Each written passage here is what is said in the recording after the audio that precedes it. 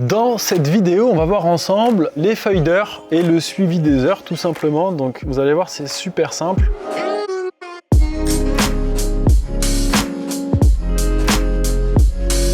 Imaginons que j'ai un technicien et que je veux suivre ses heures de travail tous les jours. Je vais sur sa fiche collaborateur et dans la section feuille de temps, ici, je clique sur le petit stylo et là, je vais pouvoir activer ces feuilles d'heures et cocher ses jours de travail. Donc peut-être que ce collaborateur, des fois, il va travailler le samedi et le dimanche. Ça, c'est pas très grave. Il pourra aussi le faire directement depuis l'application mobile si c'est des jours en plus. Et je vais pouvoir noter ses plages horaires de base. Donc ça, ce sont les heures travaillées de base. Donc là, je vais par exemple noter 13h, 16h. Et je vais pouvoir aussi renseigner le coût horaire de ce collaborateur. Donc, pour la fonctionnalité des feuilles de temps, les heures et les plages horaires, on va regarder à quoi ça correspond dans l'application terrain. Et ici, je vais pouvoir suivre les feuilles de temps. Le coût horaire, lui, il aura son importance dans la gestion des chantiers afin de calculer le temps passé sur un chantier pour un collaborateur et de convertir ce temps passé en euros. Et ça se fait grâce au coût horaire, mais on retrouvera ça dans la section chantier. Là, ce qui va nous intéresser, c'est d'aller dans la feuille d'heure ici et on voit, en ayant activé les feuilles d'heure, que je retrouve le calendrier sur le mois de mai, mais aussi sur les anciens mois, avec la saisie des heures par le collaborateur. Donc là, je vais sur l'application, on reste connecté sur l'ordinateur. Donc là, je suis connecté au compte d'Eddy Marinier et lorsque je suis sur l'application terrain, le collaborateur va cliquer sur le chronomètre en haut à droite et il va pouvoir saisir toutes ses heures de travail. Donc là, c'est un compte sur lequel je n'ai jamais encore saisi d'heures, mais le collaborateur, lui, va remplir ses heures tous les jours. Et lorsque je vais cliquer ici, sur le 9 mai par exemple, je vais pouvoir saisir mes heures de travail. Je saisis mes heures de travail pour chaque jour.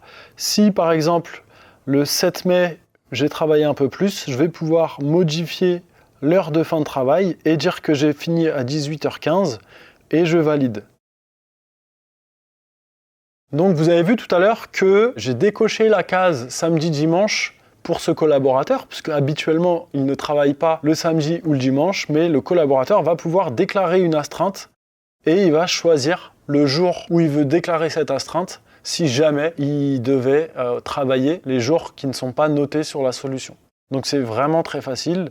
Et il va pouvoir aussi consulter cette historique. L'avantage de cette fonctionnalité, c'est quoi? C'est que vous allez pouvoir, sans forcément avoir besoin d'un tableau Excel ou d'une feuille papier, récupérer toutes les heures de travail de vos collaborateurs et ainsi respecter la réglementation qui vous impose de faire signer des feuilles d'heures à vos collaborateurs, qui vous permet de suivre très facilement toutes ces heures et on va pouvoir aussi suivre les absences des collaborateurs. Les absences des collaborateurs, ça se gère directement dans le calendrier en cliquant sur le jour où je veux voir mes absences et là je n'ai pas encore la fonctionnalité absence. Donc si je veux activer la gestion des absences, je vais dans mon entreprise, paramètres, je vais dans calendrier ici et j'active la gestion des absences, je sauvegarde et lorsque je reviens sur mon calendrier, si je clique sur une date, je vais pouvoir saisir des absences maintenant. Donc je vais choisir pour quel utilisateur je veux saisir des absences. Je vais choisir le motif de l'absence, donc par exemple, congé maladie. Et là, je vais marquer « n'a pas remis sa feuille de maladie ». Je crée ce congé maladie et je vais pouvoir retrouver le commentaire ou modifier tout simplement le commentaire. L'avantage, c'est que si je filtre que pour le collaborateur en question, je vais retrouver uniquement les absences de ce collaborateur en question. Voilà, on va avoir un suivi assez complet en fait des heures de travail, un suivi assez complet des absences. Et donc, au bureau, une fois que le collaborateur il a saisi ses heures de travail, vous allez devoir valider ou refuser ces heures. Donc, une fois que le collaborateur a saisi ses heures, on voit que le jour est encadré en orange et vous avez juste à cliquer dessus et cliquer sur valider ou refuser. Donc là, je vais valider les heures de travail. Et je peux refuser les heures de travail parce que là, j'estime que je ne suis pas d'accord avec le technicien, il n'a pas fini à 18h15, donc je refuse.